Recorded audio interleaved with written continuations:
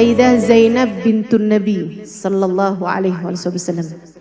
Sayyidah Zainab binti Muhammad. Saya yakin teman-teman yang hadir di sini kayak hampir nggak pernah dengar cerita tentang Sayyidah Zainab. Betul? Biar kenal. Kenalan tuh jangan cuma sama artis mulu. Kenalan itu jangan cuma sama pejabat-pejabat mulu. Kita kenalan.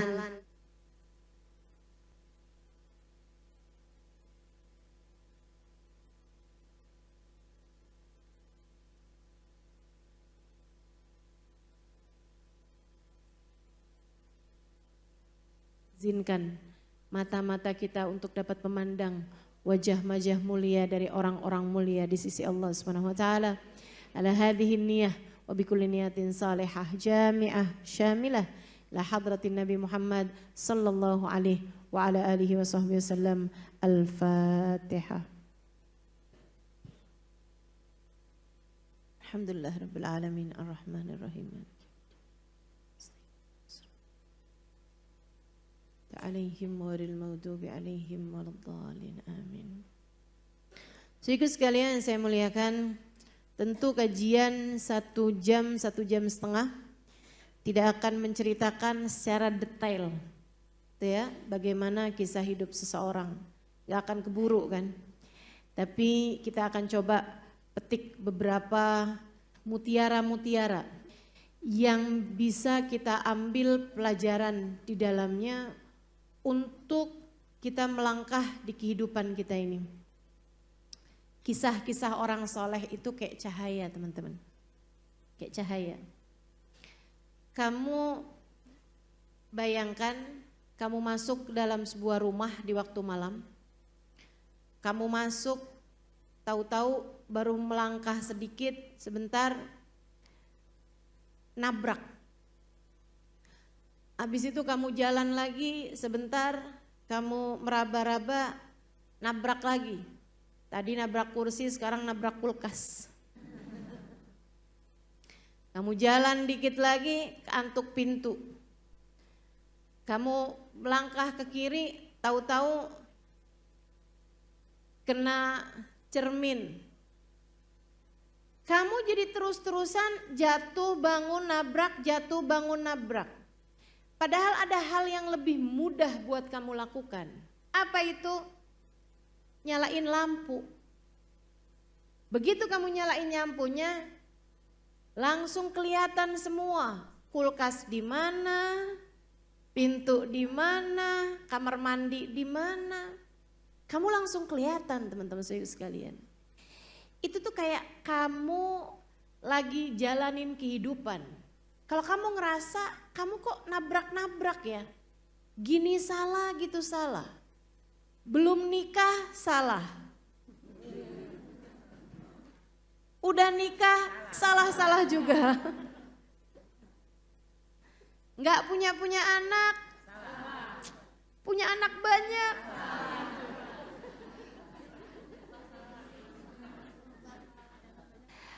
Ini kok salah-salah mulu nih kita jalanin kehidupan. Teman-teman saudaraku sekalian, nyalakan lampumu. Apa tuh lampu? Ilmu. Ilmu itu adalah cahaya.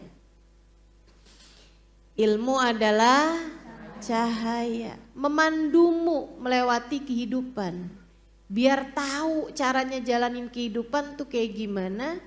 Sehingga kamu nggak nabrak-nabrak lagi, kamu nggak salah-salah lagi. Cahaya hati itu adalah ilmu. Nah, salah satu dari ilmu besar untuk kita menjalani kehidupan adalah dengan belajar dari kehidupan orang-orang soleh sebelum kita. Dari kehidupan baginda Nabi Muhammad, dari kehidupan para nabi-nabinya Allah Subhanahu wa taala, dari kehidupan para sahabat Nabi Muhammad alaihissalam, dari kehidupan keluarga Nabi Muhammad SAW, dari kehidupan para wali-walinya Allah Subhanahu wa taala, dari kehidupan para ulama-ulama Allah Subhanahu wa taala. Itu perlu kita pelajari sehingga jadi cahaya dalam kehidupan kita. Jangan kebanyakan nonton drakor. Yang adik-adik nontonnya drakor, yang ibu-ibu nontonnya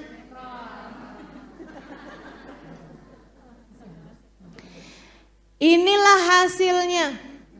Hasilnya bawaan sama suami cemburuan mulu, curigaan mulu. Lah yang ditonton begituan kok modelnya tuh. Jangan salahkan kehidupanmu. Salahkanlah kamu tidak menggunakan lampumu. Kamu tidak menyalakan lampumu. Makanya jadi gelap. Makanya jadi nabrak-nabrak. Yuk bismillah. Kita mulai pelan-pelan kita nyalakan lampu-lampu hidup kita satu demi satu.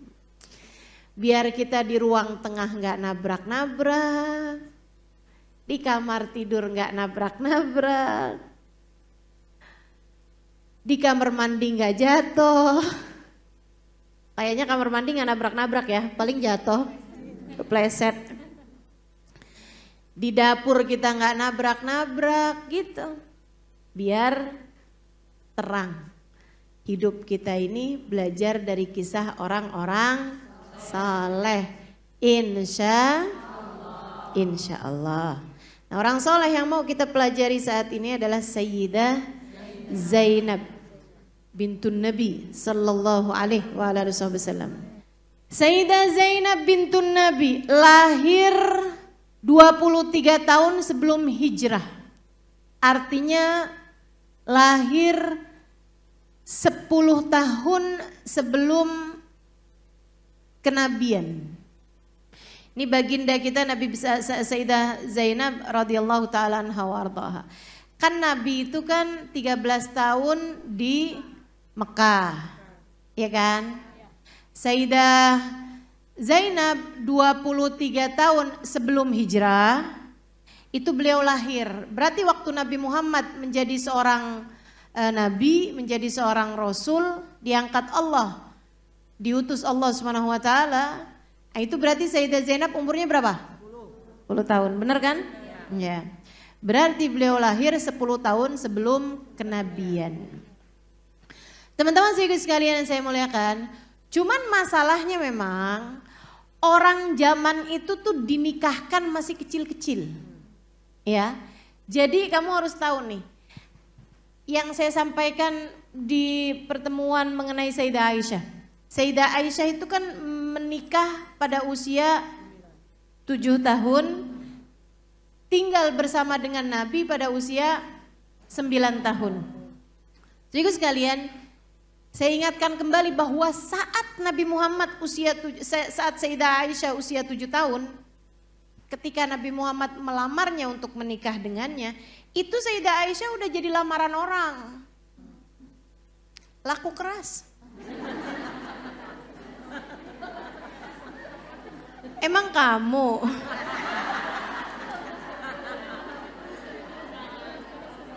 nungguin jodoh nggak datang-datang hilalnya nih Ustazah? Belum kelihatan hilalnya jodoh. Masya Allah. Teman-teman sekalian saya muliakan, nih Sayyidah Zainab gitu ya. Demikian pula dengan beliau ini. Jadi di saat usia Sayyidah Zainab itu 10 tahun, artinya ketika kenabian Nabi kita Muhammad alaihissalam datang, Sayyidah Zainab itu bahkan sudah menikah. Jadi usia 10 tahun itu sudah nikah. Saya nggak pasti usia beliau ketika nikah, ya mungkin 9 tahun gitu. Itu udah dinikahkan. Dinikahkan dengan sepupunya ibunya. Ya, Sayyidah Khadijah, ibunda Sayyidah Zainab, punya saudara sepupu namanya Abul As Ibnu Rabi'. Catat, ntar ujian nggak bisa. Abul As Ibnu Rabi', Saudara sekalian saya muliakan, nah menikah mereka itu, beliau ini adalah putri pertamanya Sayyidah Khadijah, teman-teman saya sekalian. Sayyidah Zainab ini ya, putri pertamanya. Sayyidah Khadijah tuh ketika nikahin Sayyidah Zainab, kan masih anak-anak gitu kan, masih kecil ya. Memang zaman itu nikahin perempuan tuh di umur-umur sebegitu gitu. Dan rata-rata memang belum balik. Jadi balik tuh sudah di rumah suaminya gitu. Ya memang kebiasaannya kayak begitu. Ustazah berarti sunnah dong kayak begitu. Ya enggak lah. Ini bicaranya budaya, bicara kultur, bicara perbedaan kebiasaan di masing-masing zaman, kebiasaan di masing-masing negara. Gak jadi soal teman-teman sekalian. Kita sama Amerika aja beda kok. Kita zaman sekarang sama zaman dulu aja beda kok. Zaman 20-an tahun yang lalu, 30-an tahun yang lalu, anak perempuan itu rata-rata dinikahkan belum 20 tahun. Betul nggak? Coba tanya sama kakek-kakeknya, nenek-neneknya gitu. Yang perempuan nikahnya umur berapa? Rata-rata 18, 17, begitu kan?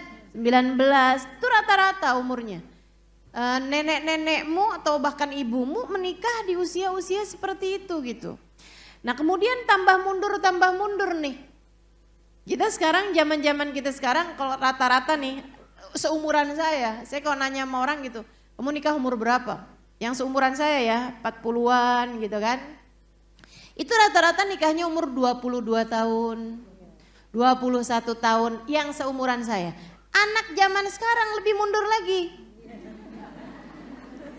Betul nggak? Sekarang nih kalau teman-teman nih, kalau ngeliatin gitu kan pernikahan gitu, tanyain dah umurnya. Berapa rata-rata? 25, 26, kan begitu? Saya nggak tahu aja, mungkin 30 tahun yang akan datang makin tua lagi orang kayaknya untuk menikah gitu kan. Sebab di Amerika sana rata-rata perempuan nikah di atas usia 30 tahun. Kayak menganggap ada perempuan nikah di usia belum 30 tahun tuh kayak pernikahan dini. Ya ampun genit banget kali ya, gitu nganggapnya. Jadi memang ini perubahan budaya, perubahan kebiasaan gitu ya. Dan itu nggak jadi soal sih, yang penting berada dalam jalan yang benar gitu. Artinya nikahnya itu sendiri, kehidupan sesudahnya menjadi kehidupan yang bagus gitu kan. Teman-teman sekalian yang saya muliakan, jadi bukan sunnah juga, tapi memang kebiasaan zaman tersebut itu mereka menikahkan anak-anak di usia dini yang perempuan, ya, yang perempuan. Saudaraku sekalian yang saya muliakan, dan mereka itu dalam nikah zaman itu ya, zaman itu sekali lagi, dalam nikah itu tidak ada batasan usia. Malah orang-orang zaman sekarang nih menganggap kayak tabu gitu. Kalau ada laki-laki umur 50 tahun nikah sama anak perempuan umur 20 tahun. Kayak rada gimana gitu, tuh masuk berita viral. Kakek-kakek 60 tahun menikah dengan anak perempuan 20 tahun gitu ya. Itu beritanya tuh pakai bahasa viral di depannya. Zaman itu enggak teman-teman, makanya kayak Nabi Muhammad di usia 50 tahun menikah dengan Sayyidah Aisyah, gitu hal yang biasa aja, hal yang lumrah aja. Sayyidah Khadijah bukan hanya dari laki-laki ke perempuan, tapi dari perempuan ke laki-laki juga. Sayyidah Khadijah berusia 40 tahun menikah dengan Nabi Muhammad berusia 25 tahun, gitu. Itu biasa banget gitu. Nah, Sayyidah Zainab ini menikah dengan sepupunya ibunya, yaitu Abul As Ibn Rabi', begitu ya. Abul Asnya enggak anak-anak banget juga waktu menikah itu gitu. Nikahkan. Sayyidah Khadijah senang banget waktu menikahkan putrinya ini. dengan sepupunya dan Sayyidah Khadijah juga kenal sama dia. Sayyidah Khadijah juga melihat anaknya akhlaknya baik gitu kan. Perilakunya baik, sama orang tua santun, sama anak-anak sayang. Teman-teman saya sekalian, karakter pribadi itu kan tidak berubah. Gitu ya. Makanya memang Nabi Muhammad juga ngasih arahan. Kalau kamu lihat ada seseorang mendekati anakmu atau melamar anakmu dan dia adalah orang yang bagus agama dan bagus akhlaknya, nikahkanlah. Definisinya itu bukan bagus rupanya, bagus mobilnya. Akan tetapi bagus agamanya, bagus akhlaknya, kepribadiannya bagus gitu. Nah itu kata Nabi Muhammad, nikahkanlah anak kamu tersebut dengan laki-laki itu. Sedikit sekalian yang saya muliakan, jadi Sayyidah Khadijah itu senang banget. Nah, di antara bentuk kesenangan Sayyidah Khadijah itu melepas kalung. Kalung yang dari sejak awal nikah sama Nabi Muhammad, Sayyidah Khadijah sudah pakai kalung tersebut. Jadi ini kalung peninggalan banget lah gitu. Kalung kesayangan banget lah gitu. Kan orang tuh kan ada tuh kan, gitu ya. Kayak punya barang-barang kesayangan gitu. Saya aja suka ditanya, Ustazah cincinnya itu mulu. Kagak punya yang lain apa Ustazah? Banyak. Ada lah seenggaknya ada gitu kan. Ada saya punya yang lain-lain. Tapi yang ini punya nilai histori yang tidak ingin saya ceritakan padamu. Ya, tapi yang pasti setiap orang tuh biasanya punya barang-barang yang kesayangan gitu. Yang kayaknya nggak bisa dijual dengan nilai uang semahal apapun. Kadang-kadang kita punya barang-barang kayak begituan kan ya. Nah teman-teman sekalian yang saya muliakan. Akhirnya Ustazah cincin dong. Cincin Ustazah tuh penasaran banget.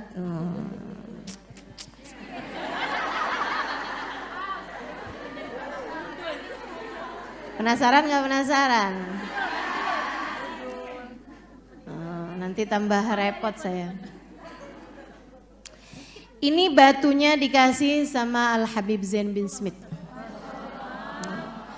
Kabarnya ini adalah cincin atau batunya ya. Itu dipakai cukup lama sama Habib Zain. Itu kemudian sama istri beliau Hubabah Maryam dulu zaman awal saya datang ke sini, beliau menyerahkan ini kepada saya. Jadi saya pakai tuh. Saya pakai dengan niatan, ya Allah ada barangnya Habib Zain di badan saya ya Allah. Karuniakan kepada saya keberkahan beliau gitu. Udah?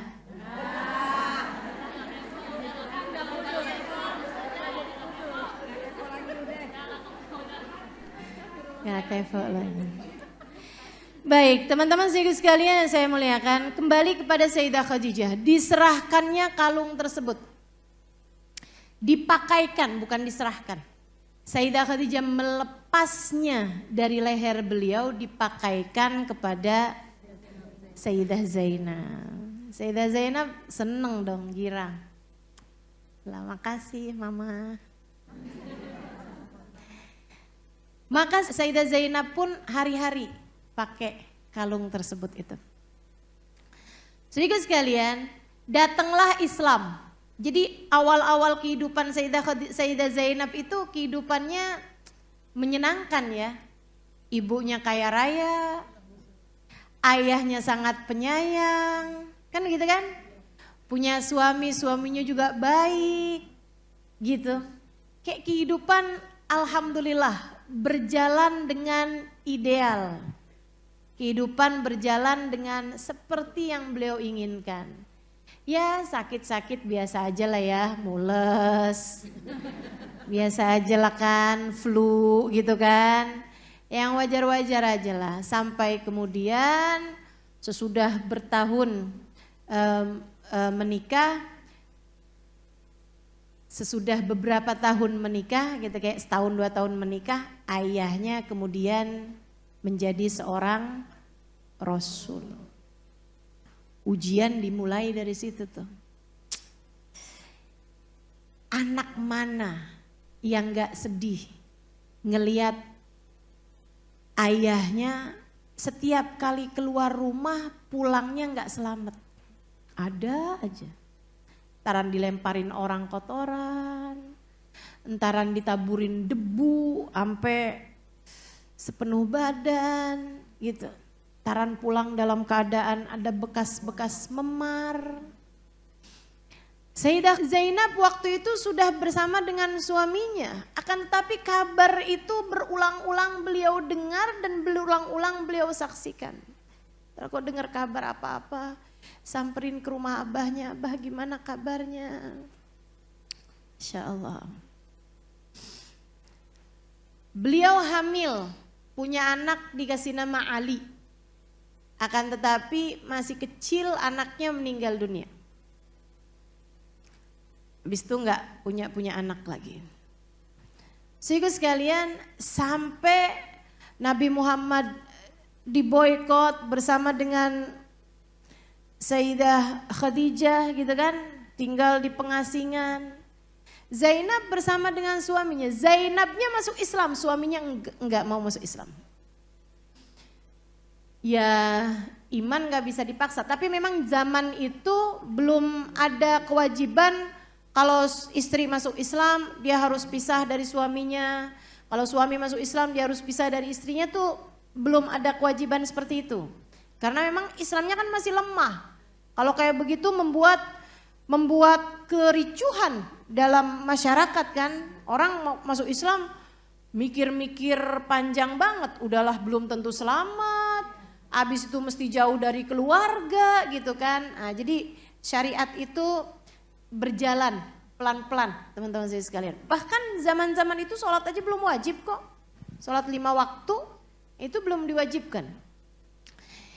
Jadi seperti itu Sayyidah Zainab tinggal di rumahnya bersama dengan suaminya yang belum Islam. Beliau sendiri sudah beriman kepada Allah Subhanahu wa taala, beriman kepada Rasulullah Muhammad sallallahu alaihi wasallam beserta dengan seluruh keluarganya, semuanya beriman ya. Artinya kayak Sayyidah Fatimah, Sayyidah Ruqayyah, Sayyidah Ummu Kalthum gitu. Semuanya menjadi orang-orang yang beriman pada Nabi kita Muhammad alaihi salatu wasallam. Sampai ibundanya meninggal.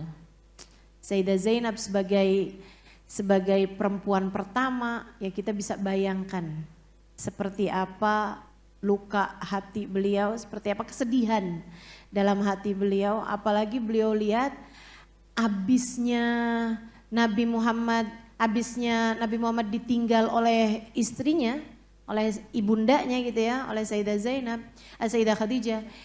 Itu tuh Sayyidah Zainab ngelihat Nabi Muhammad tuh tambah yang semakin kuat gangguan yang beliau terima dari orang-orang Quraisy. Sampai membuat Nabi jarang-jarang keluar rumah. Nabi itu sampai jarang-jarang keluar rumah. Karena kuat banget gitu. Kayak semakin hari semakin merajalela lah gitu orang-orang kafir Quraisynya. Karena dulu-dulu masih gak enak sama bininya gitu. Orang tuh dulu mau nyakitin Nabi gak enak sama istrinya Nabi. Kenapa gitu?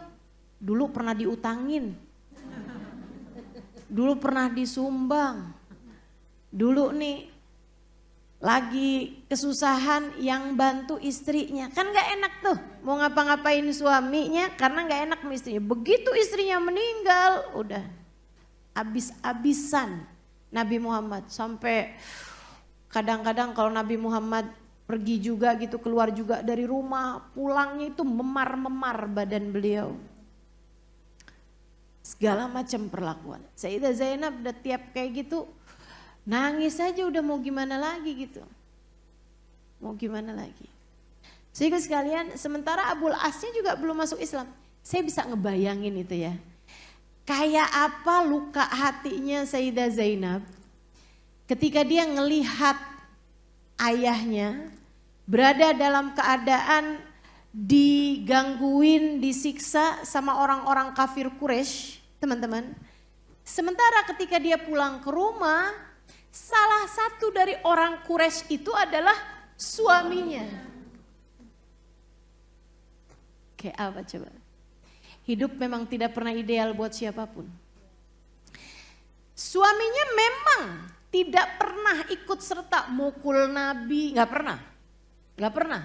Dia bagaimanapun sayang sama mertuanya, dia bagaimanapun cinta sama Nabi Muhammad SAW sebagai mertua. Akan tetapi dia termasuk di antara orang-orang kafir Quraisy yang memang kalau misalnya mereka ngobrol apa-apa tentang Nabi Muhammad, gangguan yang akan mereka berikan kepada Nabi Muhammad dan lain sebagainya, ya Abul As berada di antara kelompok mereka itu, mau gak mau gitu. Mau gak mau. Dan dia juga berulang-ulang diminta sama orang kafir Quraisy untuk menceraikan istrinya. Biar Nabi Muhammadnya sibuk gitu kan. Tapi dia menolak permintaan tersebut karena cinta, sayang. Ya sayang sama Sayyidah Zainab. Dan dia juga ngerasa gak punya alasan untuk melakukan hal yang seperti itu gitu. Dia sayang juga sama Nabi Muhammad SAW meskipun itu tadi belum beriman atau tidak beriman. Sedikit sekalian yang saya muliakan, sampai akhirnya Nabi Muhammad pun berangkat hijrah. Itu kan keadaan Quraisy pada saat itu. Orang-orang Quraisy itu kan berencana untuk membunuh Nabi Muhammad. Malam Nabi Muhammad berangkat hijrah itu, Sayyidah Zainab gak bisa tidur semalaman, ya Allah. Akankah besok hari aku mendengar kabar ayahandaku telah bersimbah darah, dibunuh sama orang-orang kafir Quraisy. Galau luar biasa. Tapi besokannya didengar kabar katanya orang Quraisy gak nemu nabinya berangkat, mereka ketiduran. Alhamdulillah ya Allah. Jagalah ayahandaku ya Allah. Sampai dengar kabar lagi bahwa Nabi Muhammad gak ketahuan ada di mana gitu kan. Dan beberapa waktu lamanya dengar kabar ayahandanya sudah selamat. Ada di Madinah. Nabi abisnya berangkat ke Madinah tuh, berhasil berangkat ke Madinah. Nabi memerintahkan putri-putrinya, 2 putrinya untuk hijrah ke Madinah. Dan yang diperintahkan buat hijrah adalah Sayyidah Fatimah, putri Nabi Muhammad yang paling kecil, putri bontotnya Nabi Muhammad SAW yang belum menikah waktu itu. Dan juga Sayyidah Ummu Kalthum yang waktu itu adalah seorang janda. Gitu ya, janda dari anaknya Abu Lahab yang menceraikan istrinya, yaitu tadi biar bikin nabinya sibuk ngurusin keluarganya, jadi nggak punya kesempatan buat berdakwah gitu. Tujuannya kayak begitu, jahat banget ya. Sehingga sekalian saya muliakan, jadi diperintahkan buat hijrah. Nah sementara Sayyidah Ruqayyah waktu itu adalah istri dari Sayyidina Uthman bin Affan yang di masa Nabi Muhammad hijrah ke Madinah itu mereka berdua, Sayyidina Uthman bin Affan dan Sayyidah Ruqayyah itu sedang berada di Habasyah. Sudah hijrah sebelumnya berangkat ke Habasyah. Sayyidah Zainab, Nabi Muhammad tidak memerintahkannya untuk hijrah. Nah begitu. Nah kan dia ada suaminya. Suaminya belum Islam. Sekali lagi waktu itu belum ada kewajiban untuk istri sama suami kalau salah satu masuk Islam mesti pisah gitu. Gak ada kewajibannya. Sedikit sekalian yang saya muliakan. Jadilah Sayyidah Zainab kayak apa tuh rasanya ya tinggal di sebuah negara yang orang-orang di negerinya mereka itu benci banget sama ayahnya sampai ngusir ayahnya. Dan dia beriman kepada ayahnya di lingkungan orang-orang yang gak beriman. Waduh, makan hati teman-teman, sama jantung juga. Ya bukan cuma hati deh yang kemakan, kena mental istilah anak zaman sekarang ya. Ya Allah, bener-bener banget tuh. Kesedihan demi kesedihan gitu. Tiap hari kayak yang gimana ya kabar abah saya gitu, ya ampun nih orang-orang nih. Tapi alhamdulillah seenggaknya abah saya bersama dengan orang-orang yang sayang sama beliau gitu. Cuman kan kesel banget kan nih dengar kabar orang-orang kafir Quraisy nih merencanakan untuk menyerang gitu kan. Sampailah terjadi perang Badar. Di antara yang berangkat perang Badar adalah Abul As di pasukan orang-orang kafir. Hidup tidak tentu, hidup tidak mudah untukmu, wahai Sayyidah Zainab. Saudara sekalian saya muliakan, suaminya berangkat. Kita kan kalau suami mau berangkat perang, kalau perangnya itu adalah untuk melawan orang-orang musuh gitu ya, orang-orang yang memang enggak seiman sama kita, kan melepas suami ini kan enak. Pulang-pulang syahid ngarepin dia menang.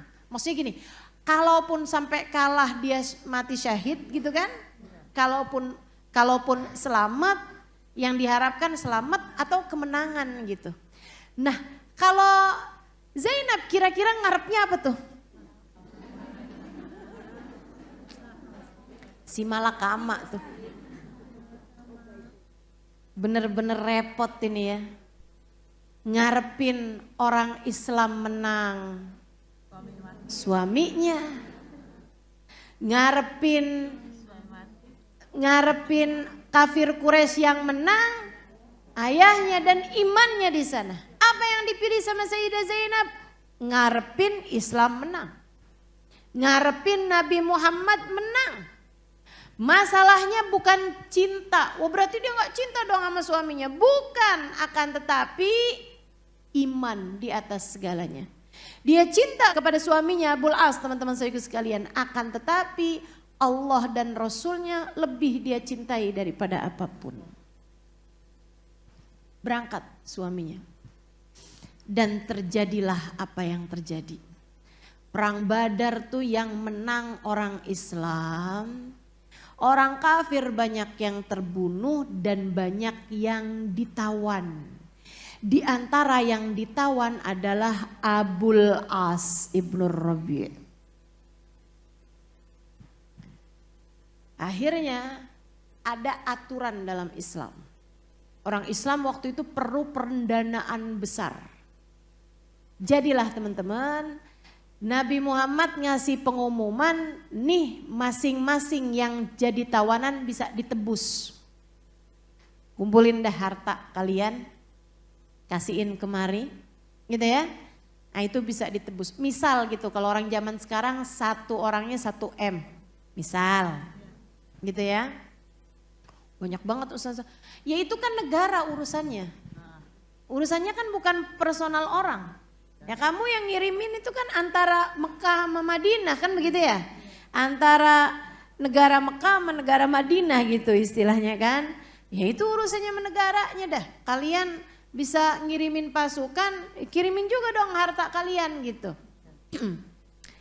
Maka masing-masing dari kaum kafir Quraisy yang ngerasa saudaranya, kerabatnya, suaminya, anaknya, bapaknya jadi tawanan, mereka pun mengirimkan harta untuk tebusan. Rasul si ini udah ditebus, dia datang bawa hartanya gitu kan. Nabi Muhammad menerima, dilepaskan tawanannya. Muhammad menerima, lepaskan tawanan. Ya Rasul, ini dikirimkan untuk menebus Abul As ibnu Rabi dari putrimu wahai Rasulullah. Ya Allah, ini kisah hidup macam apa sih ini?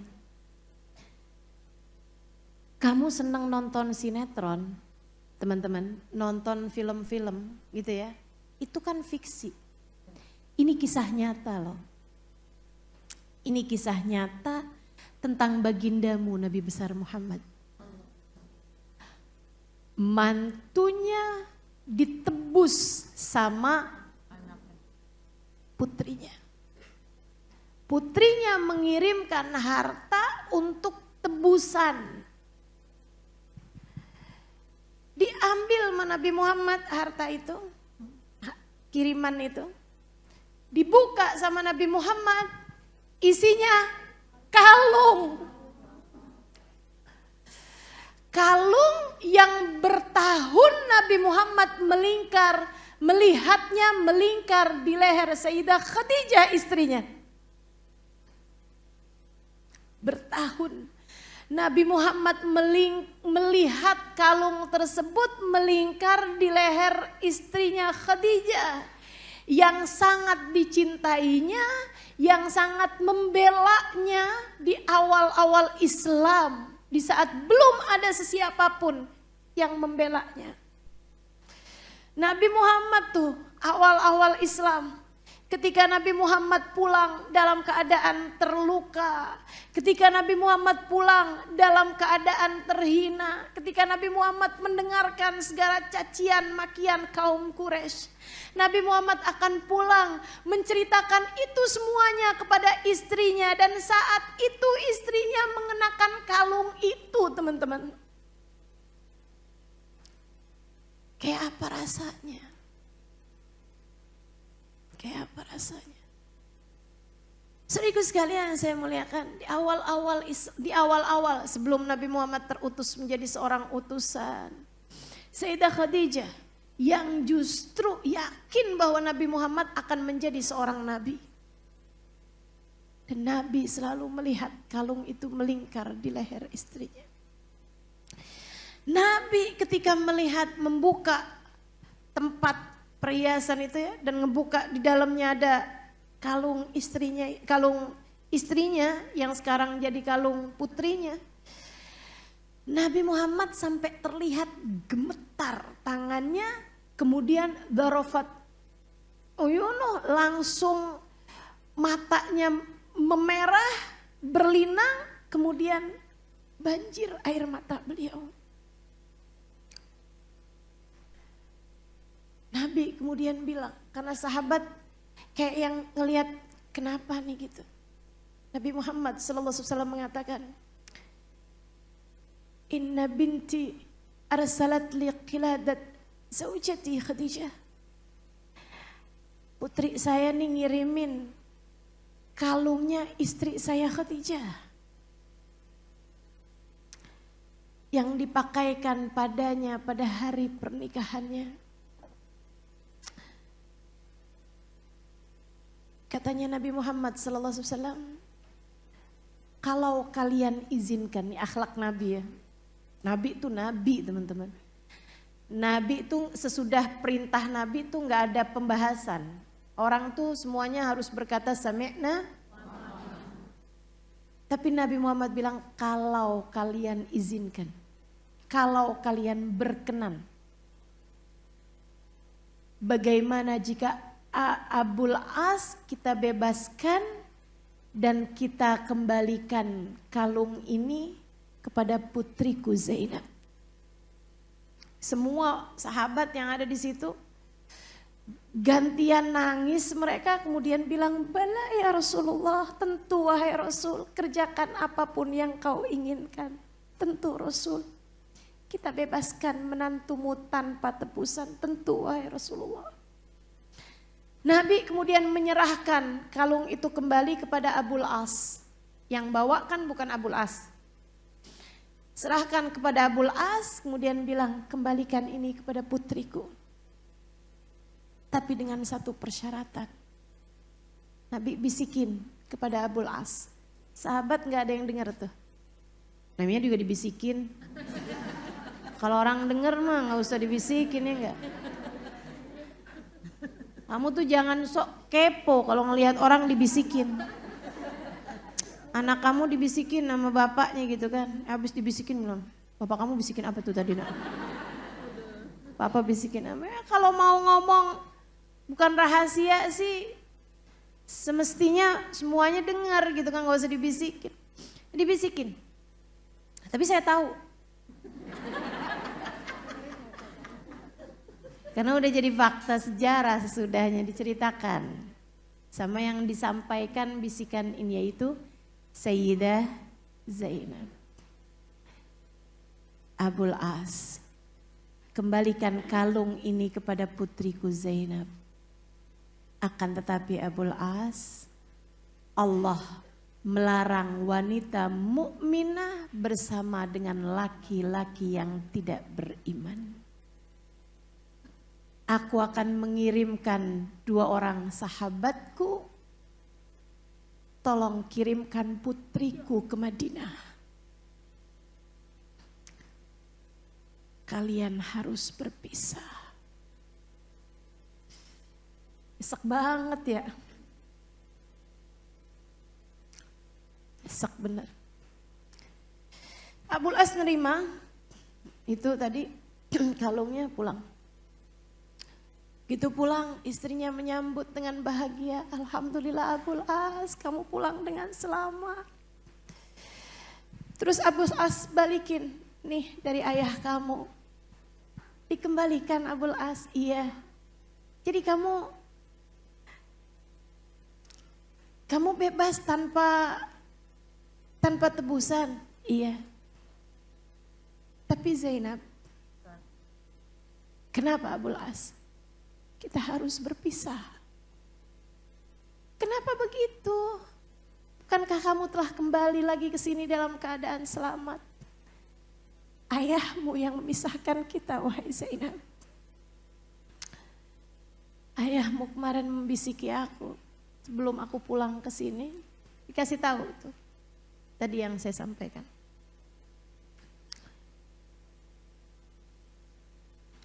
Nangis Sayyidah Zainab teman-teman. Cinta yang kandas. Cinta yang harus terpisah dengan iman. Dari sini kita tahu, kalau kamu sampai sekarang masih suka nanya-nanya, Ustazah boleh nggak sih kawin beda agama? Itu udah dijawab sama Sayyidah Zainab dari 1400 tahun yang silam. Cintaku terhalang iman. Saudara sekalian, Sayyidah Zainab kemudian bilang sama Abul As, Abul As, apa enggak sebaiknya kamu kawin aja, kamu beriman aja wahai Abul As. Bukankah kamu juga sayang sama ayahku? Bukankah kamu juga sebenarnya meyakini kenabian ayahku? Ini Sayyidah Zainab yang lagi ngomong, tapi kok saya yang serak ya?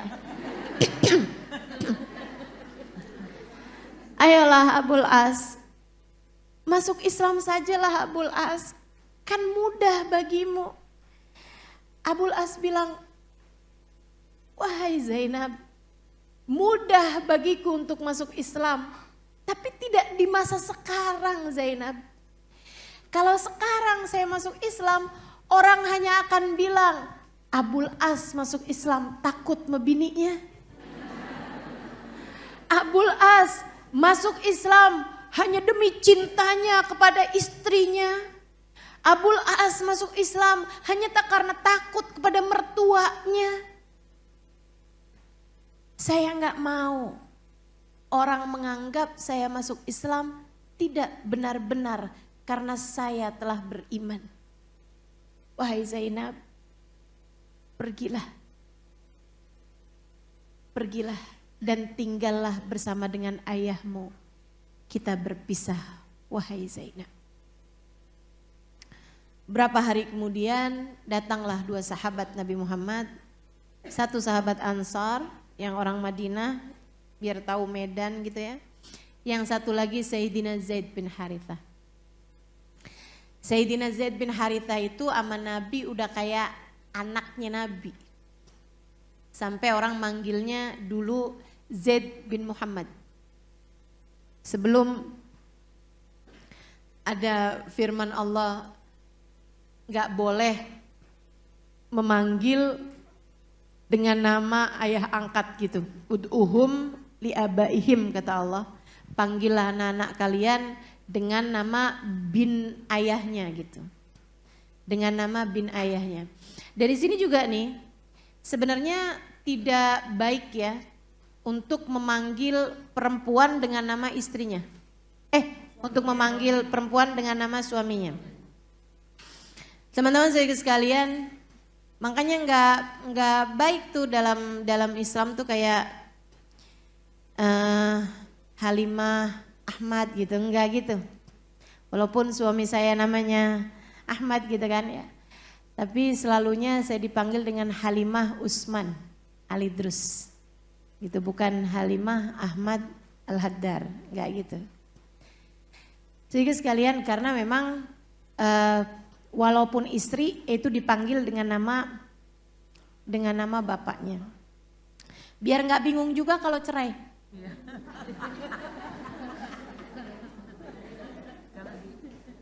Nah, suka bingung-bingung tuh kan, udah namanya nih dipanggil dengan nama suaminya gitu ya. Dengan nama suaminya, sampai ibu-ibu tuh semuanya tuh Ibu Agus gitu kan manggilnya.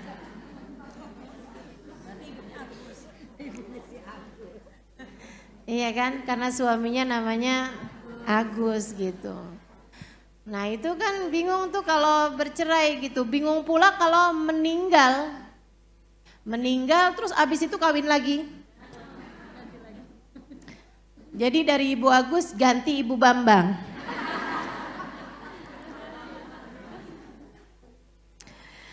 Sehingga sekalian yang saya muliakan, sampai kemudian Sayyidina Zaid bin Haritha datang menjemput Sayyidah Zainab untuk berangkat ke Madinah. Tapi hidup tidak semudah itu. Saya tuh sampai baca sejarahnya Sayyidah Zainab ini ya, saya jadi mikir gitu teman-teman. Saya suka mikir kan gini nih, kalau baca sejarahnya Nabi gitu, ya Allah bukan saya sih, kenapa nggak saya gitu, yang jadi putri Nabi misalnya gitu, yang jadi istri Nabi gitu ya. Tapi kalau saya baca sejarah orang-orang hebat ini teman-teman sekalian, saya jadi mikir gitu, saya ngerti kenapa bukan saya. Berat teman-teman, berat. Jadi Sayyidah Khadijah sampai makan daun-daun hijau tuh kayak gimana rasanya. Sampai beliau bilang gigi saya tambah hari tambah tajam aja. Kayak apa rasanya gitu. Sampai beliau cerita, saya liatin tuh kotoran saya udah gak kuning lagi jadi hijau. Ya Allah, ya Allah. Saya bacanya saya ngerti kenapa Sayyidah Khadijah dan bukan saya. Saya mah kaum rebahan. Orang yang dikasih sakit sedikit ngeluh, aduh. Bukan kita yang dipilih Allah sebagai perempuan-perempuan besar. Mendampingi kehidupan manusia terbesar, ada di sekeliling manusia terpilih di sisi Allah Subhanahu wa taala yang namanya menghiasi pintu-pintu surga. Bukan kita, teman-teman, bukan kita. Gak ada yang mudah. Tidak kehidupan Sayyidah Khadijah, tidak kehidupan Sayyidah Aisyah, tidak kehidupan Sayyidah Fatimah, tidak pula bahkan kehidupan Sayyidah Zainab. Saudaraku sekalian, Sayyidah Zainab ketika diceraikan oleh suaminya, terpaksa pisah sama suaminya. Karena tadi itu, kita berpisah, wahai Zainab. Abul As, kenapa kamu harus berpisah dengan saya? Bukankah sekarang kamu sudah berada di rumah kembali dalam keadaan selamat? Bukan saya yang ingin berpisah denganmu, wahai Zainab. Kalau itu bukan saya juga, wahai Abul As. Ayahmu, wahai Zainab. Saudariku sekalian yang saya muliakan, saat itu Sayyidah Zainab sedang mulai mengandung anak Abul As.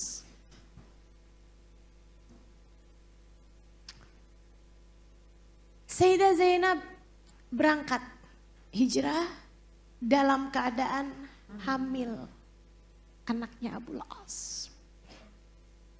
Saudaraku sekalian saya muliakan, baru mau keluar dari kota Mekah, rombongan itu yang udah sembunyi-sembunyi nih berangkat hijrah, ketahuan juga sama orang kafir Quraisy. Mereka kemudian mengirimkan panah ke mereka bertiga ini. Zaid bin Harithah, Sayyidah Zainab, kemudian lagi satu orang Ansar. Sayyidah Zainab waktu itu mengenai panah tersebut, teman-teman sekalian, mengenai untanya Sayyidah Zainab, sehingga Sayyidah Zainab jatuh dari atas untanya mengenai batu yang ada di bawahnya. Saat itu juga Sayyidah Zainab merasakan sakit yang luar biasa dari perutnya. Kram, teman-teman sekalian, darah kemudian mengucur. Kamu tahu unta kan? Unta itu tinggi banget, teman-teman. Untanya limbung kena anak panah Sayyidah Zainab, kemudian tersungkur di bawah.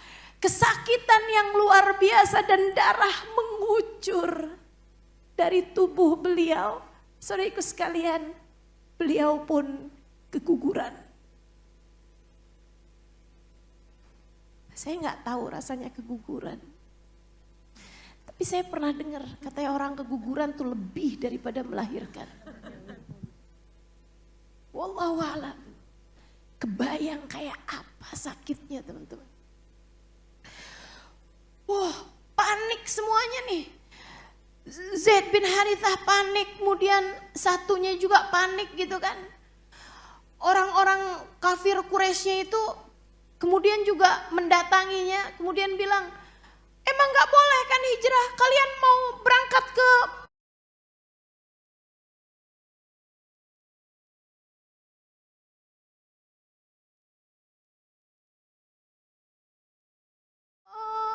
Madinah kan? Gak bisa, balikin dia kembali.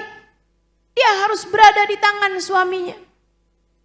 Maka Sayyidah Zainab pun dibawa kembali ke rumahnya Abul As. Abul As bingung, kami sudah berpisah. Tapi kondisi istrimu seperti ini gitu kan. Kata Abul As,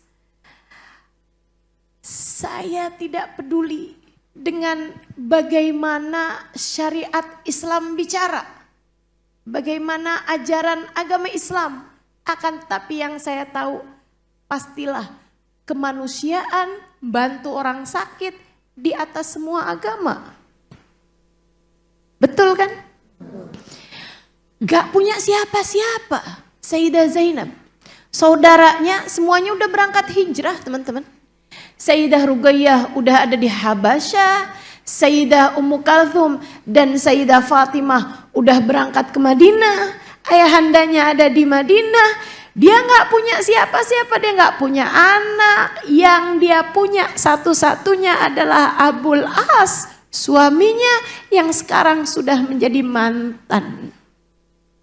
Kalau pisahnya karena cerai bisa rujuk. Pisahnya karena agama, Abul As pun tetap dalam pendiriannya tidak mau masuk dalam agama Islam tentu saja. Sehingga akhirnya dia pun merawat istrinya. Merawat istrinya sampai istrinya dalam keadaan mulai sehat baik-baik aja, entah berapa minggu gitu. Ketika kondisi kayak udah 2 bulan, 3 bulan, Nabi Muhammad kembali mengutus Sayyidina Zaid bin Harithah bersama dengan laki-laki Ansar, kemudian berangkat menjemput Sayyidah Zainab. Sehingga sekalian yang saya muliakan, berangkatlah Sayyidah Zainab ke sana dan tinggallah kembali dia dalam dikasih rumah sama Nabi Muhammad SAW. Sebenarnya bukan mirip rumah sih ya, kayak mirip kamar gitu. kecil aja gitu. Tapi ditinggalkan di sana Sayyidah Zainab. Sayyidah Zainab cukup berbahagia, cukup senang dengan kondisi saat itu karena ya udah gitu, dia udah nggak punya suami, tapi sekarang dia bersama dengan ayahandanya. Rumahnya sangat dekat ya dengan Nabi Muhammad SAW. Dia tiap hari aja barengan sama ayahnya gitu. Alhamdulillah, sholat, ibadah, enak gitu kan. Saudara sekalian saya muliakan, satu hari, ini dramanya masih panjang nih. Satu hari, Abul As bawa barang dagangan. Abul As bawa barang dagangan. Dia kayak bawa barang dagangnya beberapa orang-orang kafir Quraisy gitu. Bukan punyanya dia sendiri nih. Dia mimpin sebuah kafilah dagang yang memang melewati Madinah. Arahnya tuh menuju ke Syam dan itu melewati Madinah teman-teman. Mau gak mau gitu. Kalau nggak mau ngelewatin Madinah tuh muternya jauh banget gitu kan. Itu kayak yang perjalanan misalnya bisa ditempuh dalam 3 hari, bisa jadi 2 minggu gitu. Kalau nggak lewat arah Madinah. Jadi akhirnya dia pun lewatin arah Madinah, berharap-harap mudah-mudahan nih nggak kena orang Islam, nggak ketangkep sama orang Islam dalam perbatasan. Tahu-taunya ketangkep. Tahu-taunya ketangkep. Jadi dia habis bawa barang dagangan, habis dagang nih ceritanya, ini ya ceritanya gini nih, habis dagang bawa barang dagangannya orang-orang kafir Quraisy gitu kan, waktu arah berangkat tuh nggak lewatin Madinah, udah didagangin semuanya, nah itu kemudian kan duit hasil dagangnya itu dibelikan barang-barang yang ada di Syam, kemudian dibawa pulang menuju ke Mekah, nah itu ngelewatin Madinah, lewatin ketangkep sama pasukan Islam. Jadilah pagi-pagi hari, Nabi habis selesai sholat, kok ada keributan-keributan nih di luar masjid. Nabi keluar, dilihatin tumpukan barang, hasil jarahan punyanya Abul As. Nah, barangnya punyanya Abul As di situ ditawan, gitu kan? Sementara Abul Asnya berhasil kabur teman-teman. Jadi waktu ketangkep tuh Abul Asnya lari gitu. Abul Asnya lari, barang-barangnya ketangkep gitu kan. Barang-barangnya ditinggalin. Akhirnya kemudian ketangkeplah barang-barangnya Abul As ditaruh di depan masjid. Lagi Nabi Muhammad sholat nih, habis selesai sholat Nabi Muhammad dengar ada suara teriakan dari seorang perempuan. Jadi rupanya malam-malam itu ketika disergap sama pasukan orang Islam, Abul As kan kabur. Abul As kabur kemana coba? Ke rumah Zainab dong. Drama. Ya Allah. Ini teman-teman pada mikir nih, Ustadzah drama seseru itu kenapa kita nggak pernah denger ya? Ya kamu yang dipelajarin apaan tuh makanya. Gak pernah denger nih kisah seseru ini. Abul As datang ke rumah Sayyidah Zainab. Jadi nih bayangin Sayyidah Zainab dia lagi enak-enak tidur. Duk. Dibuka dong. Begitu dibuka.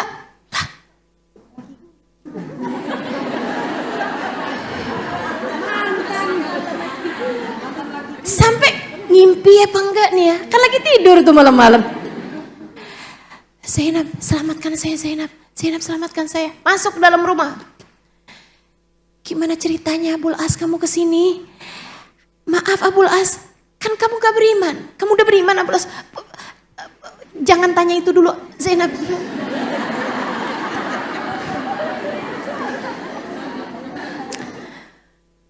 Kenapa Abul As?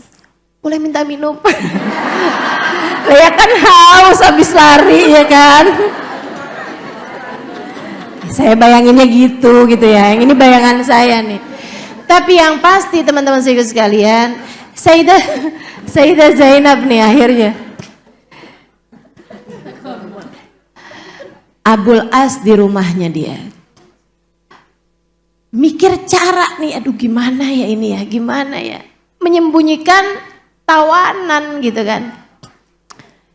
Baiklah Abul As. Udah diceritain nih ceritanya nih. Masalahnya Zainab, itu yang ada dalam barang itu tuh. Barang yang ditawan itu gitu ya, barang yang ditahan itu. Yang dijarah sama orang Islam. Itu tuh punyanya Muawiyah. Punyanya Fulan bin Fulan, punyanya Fulan bin Fulan gitu. Nama orang-orang kafir yang disebut dan orang-orang yang enggak akan membiarkan Abul As selamat kalau pulang nggak bawa barangnya dia gitu. Kebayangkan Zainab bagaimana nasib saya? Ya Zainab kepikiran juga kan. Ini kan kayak suami kelilit pinjol.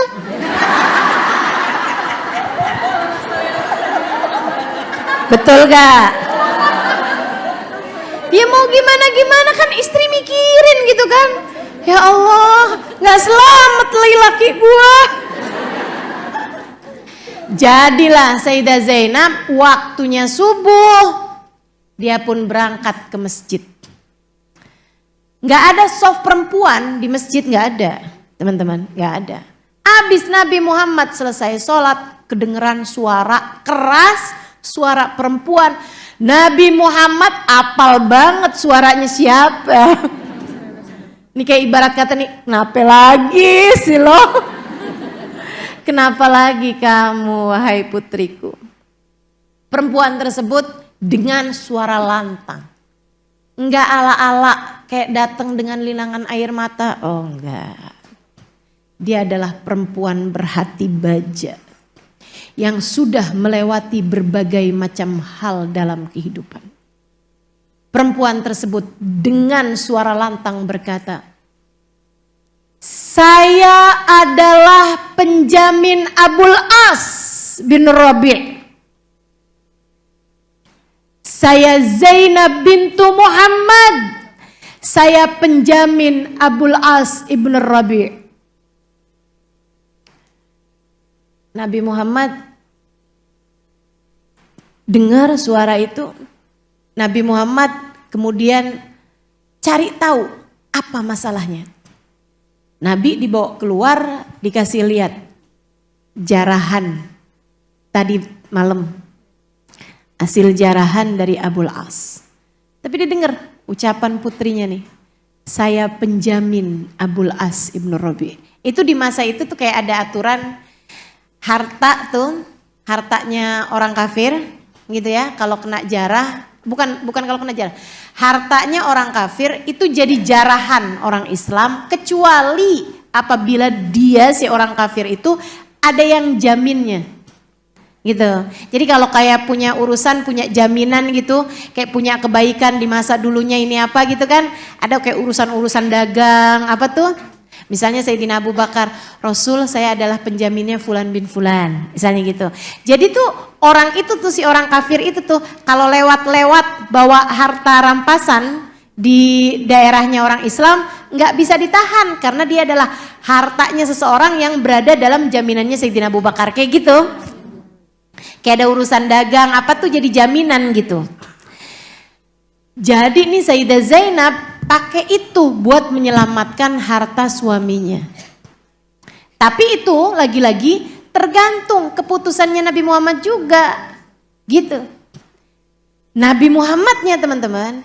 Nabi Muhammad naik ke atas mimbar kemudian berkata kepada sahabat-sahabatnya. Dia bilang saya tidak tahu urusan ini sampai sekarang. Maksudnya ketika kalian tahu saya juga baru tahu.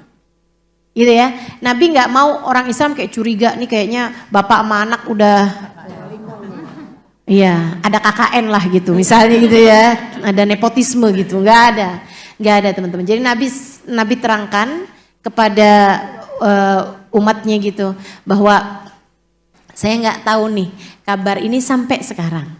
Kata Nabi Muhammad dan saya menjadi penjamin atas yang dijaminkan oleh putri saya. Ya udah, sahabat makan, kita umat teman-teman. Malana illa an naqul sami'na. Orang juga tahu itu hartanya bukan hartanya Abul As. Abul As melakukan itu bukan karena ya maksudnya pasti nih ngerjainnya ini nih tahu masalahnya nih Abul As nih pulang nggak bawa hartanya mati nih, udah paham orang-orang. Jadi mereka pun ya apapun yang keputusannya Nabi itu udah yang terbaik gitu. Maka dibebaskanlah Abul As, bawa tuh semua hartanya itu dibawa pulang ke Mekah. Dibawa pulang ke Mekah, sampai di Mekah Abul As bagi-bagiin hartanya kepada semua pemilik saham. Maksudnya pemilik hartanya tersebut udah dibagi-bagiin. Habis selesai dibagi-bagiin, Abul As naik ke atas bukit Sofa. Dia bilang, ya ayyuhan nas, kumpul semua orang di bukit Sofa. Dia bilang, telah saya bagi-bagikan harta kalian semua. Dan saya di sini menyatakan, asyhadu an la ilaha illallah wa asyhadu anna Muhammad Rasulullah. Tidak ada hak bagi kalian untuk menghalangkan saya untuk masuk ke dalam agama Islam. Saya nggak punya utang sama siapapun dari kalian.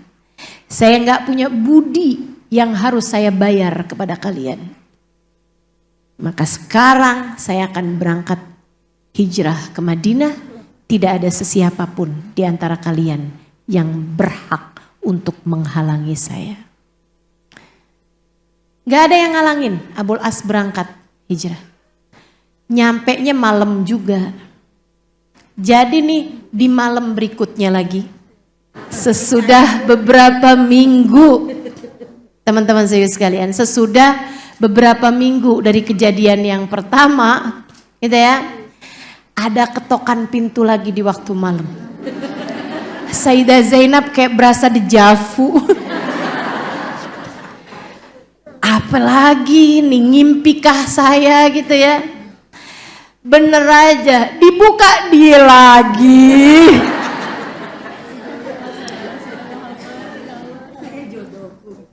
Dia masuk, kemudian bilang,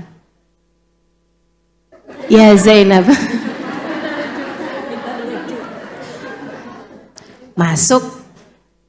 Oh ya, yang tadi tuh. Yang tadi tuh abisnya Nabi Muhammad bebasin Abul As, Zainab, habisnya Nabi Muhammad mendengar suaranya Zainab tuh, terus Nabi Muhammad bilang kan, aku menjadi penjamin siapa yang dizaminkan oleh Zainab putriku gitu. Nabi Muhammad tuh menemui Zainab, dibisikin lagi. Yang tadi bisikinnya kan sama Abul As, yang pertama tuh. Sekarang dibisikin kepada Zainab. Karena nih kan masalahnya nih, suaminya nih kan ada di rumahnya Zainab. Coba, kamu kebayang kira-kira Nabi Muhammad bisikin apa? Teman-teman sini sekalian saya muliakan, Nabi Muhammad tuh gak bilang, bikin malu aja Zainab, kamu tuh maksud kamu apa?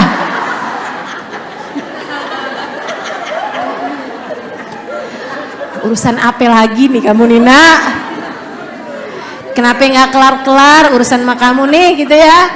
Enggak gitu teman-teman sekalian. Nabi Muhammad bilang, wahai Zainab, aku berpesan kepadamu dengan ketakwaan. Kalian berdua sudah bukan suami istri lagi, jangan mau kamu bersentuhan dengannya. Ampe urusan genting kayak begitu, pesannya Nabi Muhammad, jaga diri wahai anakku sayang, kamu tidak halal dengannya. Jangan deket-deket, jangan sentuhan, apalagi sampai terjadi hal-hal yang tidak diperbolehkan dalam Islam. Mantan suami istri teman-teman, mantan suami istri, hatinya masih penuh dengan rasa cinta. Dipisahkan hanya karena, ya bukan hanya sih ya, dipisahkan dengan keimanan, kan begitu. Nabi sangat takut nih istrinya nih kemudian kebawa-bawa bisikan setan. Kita udah berhasil suamiku, kamu bisa kembali bawa barang-barang kamu tersebut itu. Silahkan pulang.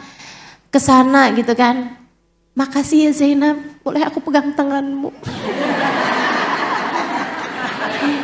Izinkan aku memelukmu sebagai ungkapan terima kasihku padamu. Siapalah saya tanpamu Zainab. Bisa aja hal yang seperti itu terjadi. Itu sebabnya Nabi Muhammad pesennya sama putrinya, jangan deketan sama dia. Jangan deketan sama dia. La taqrabu ilaih. La taqrabi ilaih. Jangan kamu deketin dia karena dia tidak halal bagimu. Fa innahu la yahillu laki ya Zainab. Masya Allah. Tuh teman-teman saya sekalian, segitunya keadaan genting macam itu Nabi Muhammad pesannya kayak gitu. Dek, menurutmu kalau Nabi Muhammad tahu kamu pacaran, kira-kira pesannya apa? Gak apa-apa deh nak, kamu kan saling cinta. Gak bakalan. Gak bakalan. Nabi tuh kondisi kayak begitu aja, Nabi Muhammad gak bolehin Sayyidah Zainab itu pesen satu-satunya Nabi, bertakwalah wahai putriku, dia tidak halal lagi bagimu. Dia tidak halal lagi bagimu. Teman-teman saudaraku sekalian, para istri hati-hati sama urusan yang beginian. Mentang-mentang suamimu selingkuh, kamu ngerasa kayak diperbolehkan buat balas dendam atas perselingkuhan suamimu? Gak ada ceritanya. Andai Nabi Muhammad tahu kira-kira nih pesan Nabi Muhammad buat kamu apa? Bayangin Nabi datang ke rumah tangga kalian, terus Nabi Muhammad mau bilang gitu, oh kamu lebih cinta sama dia ya? Oh memang suamimu itu memang kurang ngajar. Jadi kamu mau balas dendam, suami kamu gak menghargai cinta kamu, iya nak silahkan. Kayak gitu, gak ada ceritanya teman-teman sekalian. Nabi pasti akan berpesan kepadamu, bertakwalah. Jangan dekat siapapun yang tidak halal bagimu. Bertakwalah. Jangan mau dekat dengan siapapun yang tidak halal bagimu. Jelas dek? Jelas kak? Jelas bu? Masya Allah. Ini saya mesti neges-negesin nih urusan beginian. Beritanya santer urusan gitu mulu. Masya Allah, Masya Allah. Ustazah emang suami saya gak cinta sama saya Ustazah. Dia juga gak mau melepaskan saya. Gimana cara saya Ustazah? Sementara ada laki-laki lain yang begitu tulus mencintai saya.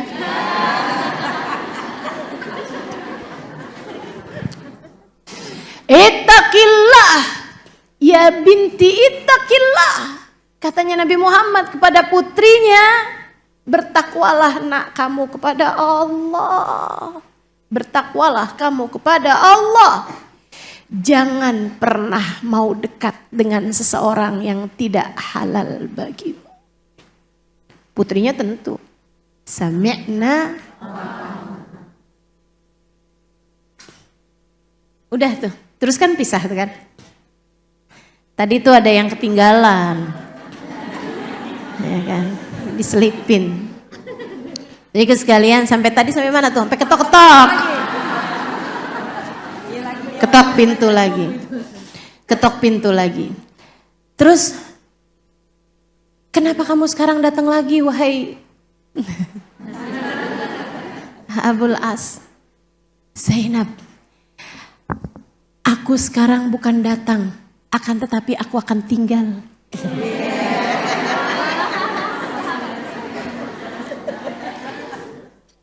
Aku sudah beriman kepada Allah wahai Zainab. Dan aku telah menyatakan diri beriman kepada ayahandamu, baginda Nabi besar Muhammad sallallahu alaihi wasallam. Sayyidah Zainab bolehin dong dia masuk, kan gitu ya. Tapi katanya Zainab, bagaimanapun kita telah dipisahkan, maka besok pagi kita akan segera menemui ayahanda. Enggak berani dekat. Enggak berani itu. mesra-mesraan gitu, nggak ada ceritanya, nggak ada ceritanya. Besok paginya mereka berdua datang ke tempat Nabi Muhammad. Nabi Muhammad mengakadkan kembali, nikah lagi. Jadi Nabi Muhammad pegang lagi tangannya Abul As untuk yang kedua kalinya. Kemudian berkata, angkahtuka wa zawwajtuka Abul As ibn Rabi' ibnati Zainab binti Muhammad. Abul Asnya kembali bilang, qabiltu nikahaha wa tazwijaha bil mahlil madkur. Pakai ada maharnya lah gitu kan. Nikahlah kemudian mereka, alhamdulillah happy ending. Sempat punya anak perempuan namanya Umamah. Kalau teman-teman pernah baca ada kisah Nabi Muhammad sholat sambil gendong anak perempuan, ya, sambil gendong anak. Nabi sholat, kalau berdiri digendong sama Nabi. Kalau Nabi waktunya mau sujud tuh ditaruh sama Nabi Muhammad alaihissalam. Waktunya Nabi mau ruku ditaruh anak tersebut. Nabi ruku, Nabi i'tidal, Nabi sujud. Ntar Nabi mau bangun lagi dari sujud, digendong lagi anak tersebut. Itu adalah Umamah binti Zainab, Umamah binti Abul As Ibn Rabi', gitu ya. Nah, Umamah ini umurnya panjang teman-teman sekalian, sampai kemudian waktu Umamah udah gadis gitu ya, Umamah ini dinikah oleh Sayyidina Ali bin Abi Thalib yang waktu itu istrinya Sayyidah Fatimah meninggal dunia. Kaya.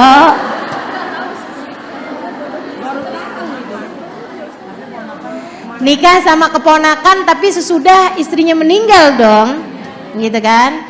Jadi Sayyidah Fatimah meninggal dunia tuh kan, gitu ya. 6 bulan sesudah wafatnya Nabi Muhammad alaihissalam, Sayyidah Fatimah meninggal dunia pada bulan Rabiul Awal. Nah, beberapa tahun kemudian ketika Sayyidah Umamah sudah remaja gitu, teman-teman sekalian, Sayyidina Ali bin Abi Thalib menikah dengan Sayyidah Umamah. Nah, Sayyidah Umamah ini punya anak dari Sayyidina Ali, namanya Sayyidina Muhammad Al-Awsat. Sayyidina Muhammad Al-Awsat itu adalah bin Ali bin Umamah, ya. Bin Ali bin Abi Thalib bin Umamah bintun Nabi sallallahu alaihi wa ala alihi wa sahbihi wasallam.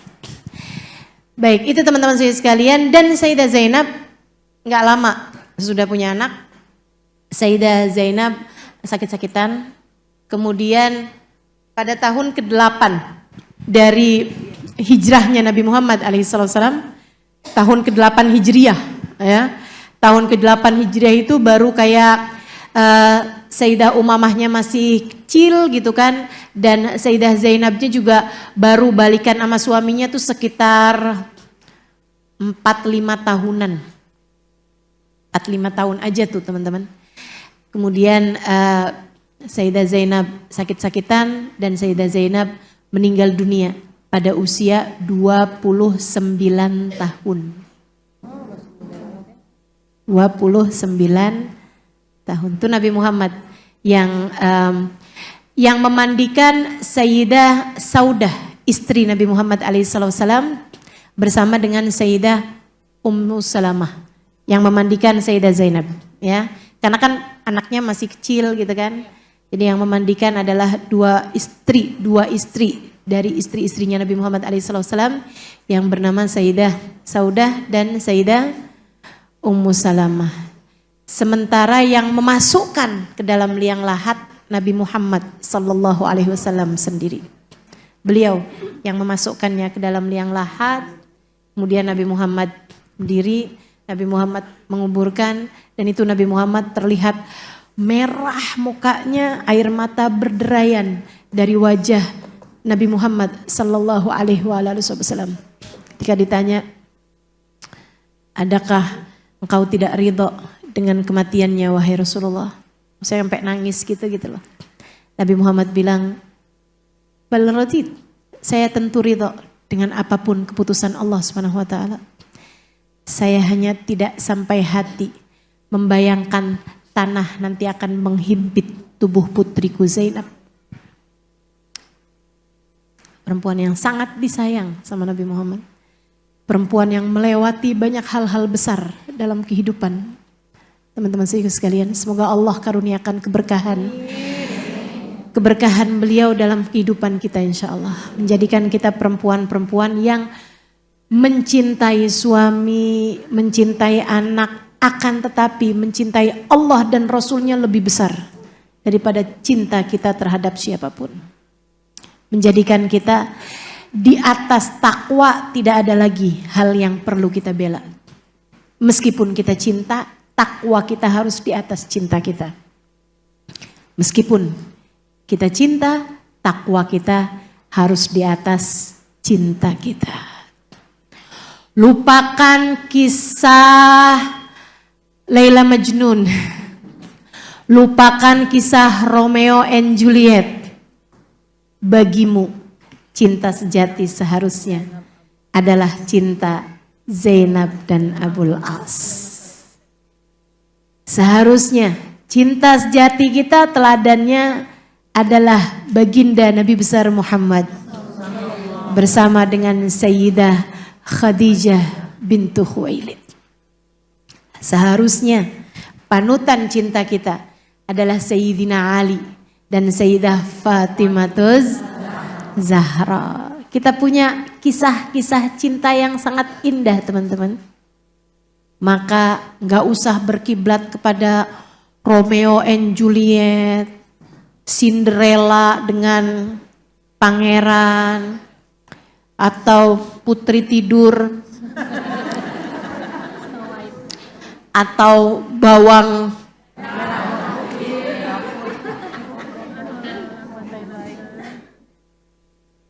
Jangan ya, jangan bawang merah, bawang putih tuh.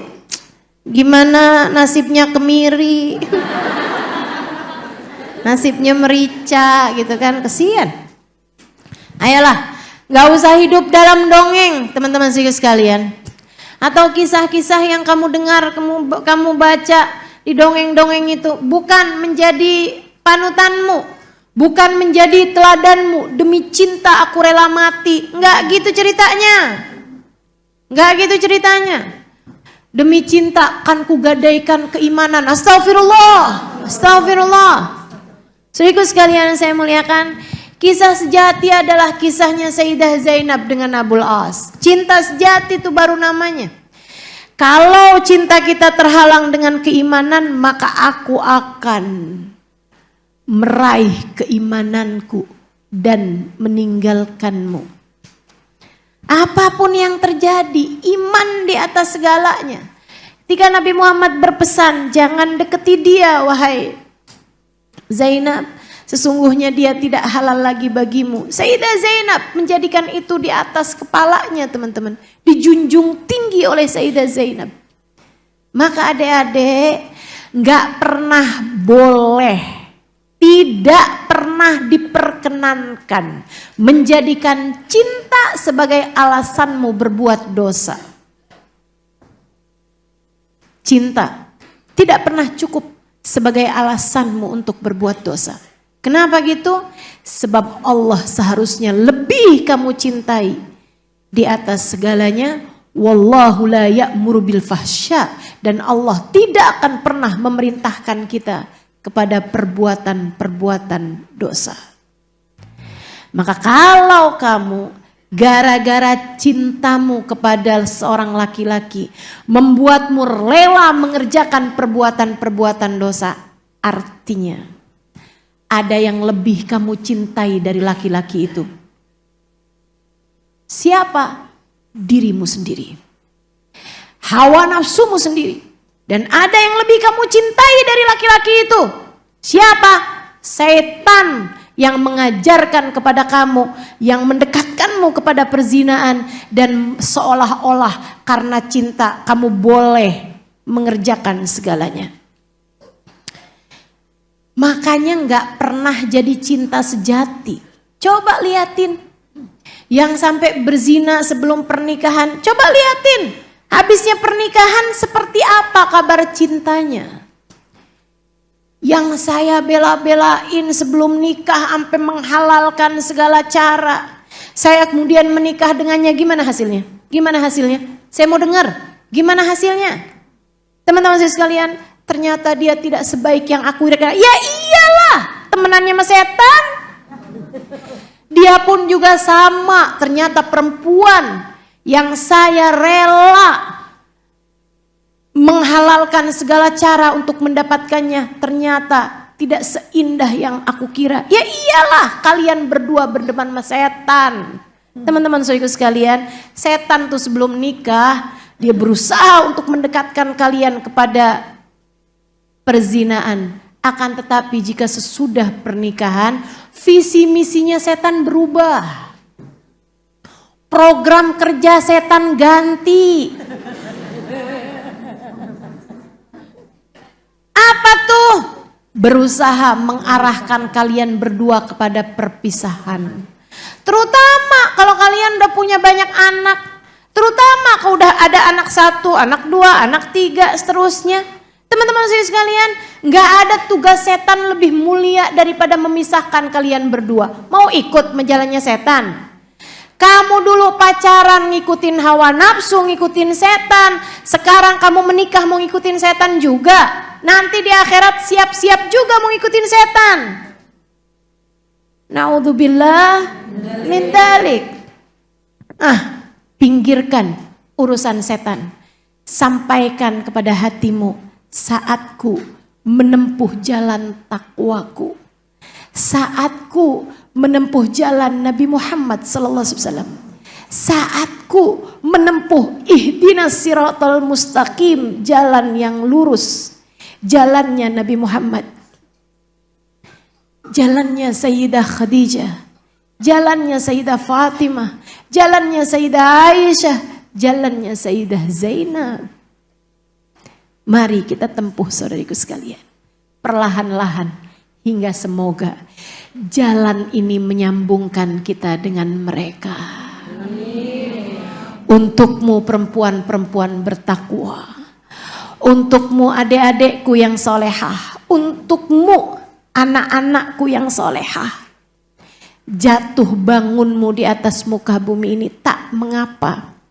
Luka-lukamu di atas muka bumi ini tak mengapa.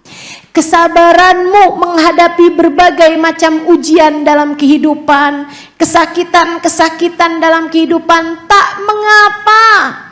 Selagi itu membawamu kepada suatu hari di mana rohmu keluar, sementara Allah telah menjanjikan irji'i ila rabbiki radiyatan mardiyah. Kembalilah kepada Tuhanmu. Kamu cinta padanya, Allah pun cinta padamu. Fadkhuli fi ibadi. Silahkan bergabung bersama hamba-hambaku. Silahkan bergabung bersama dengan Nabi Muhammad dan keluarganya. Silahkan bergabung bersama Sayyidah Fatimah. Silahkan bergabung bersama Sayyidah Zainab. Jangan pernah pilih jalan lain untuk kamu tempuh. Tinggalkan siapapun dan apapun jika tidak membawamu kepada kedekatan dengan Allah dan Rasul-Nya. Tinggalkan siapapun dan apapun jika tidak membawamu kepada jalan surga. Dan untuk segala problem dalam kehidupanmu, sampaikan pada dirimu, wahai hati, wahai diri, bersabarlah. Bersabarlah. Wahai diri, wahai hati, bersiaplah untuk bahagia sesudah segala badai kita jalani.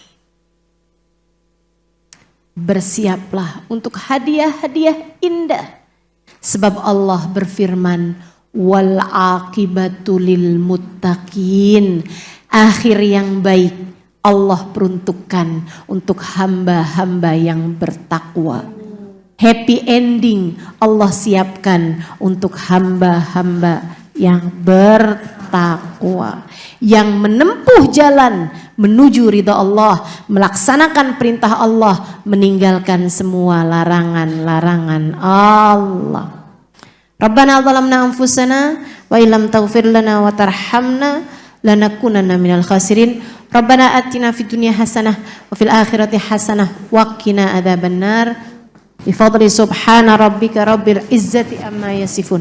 Salamun alal mursalin walhamdulillahi rabbil alamin. Wa ila hadratin nabi al-Fatihah.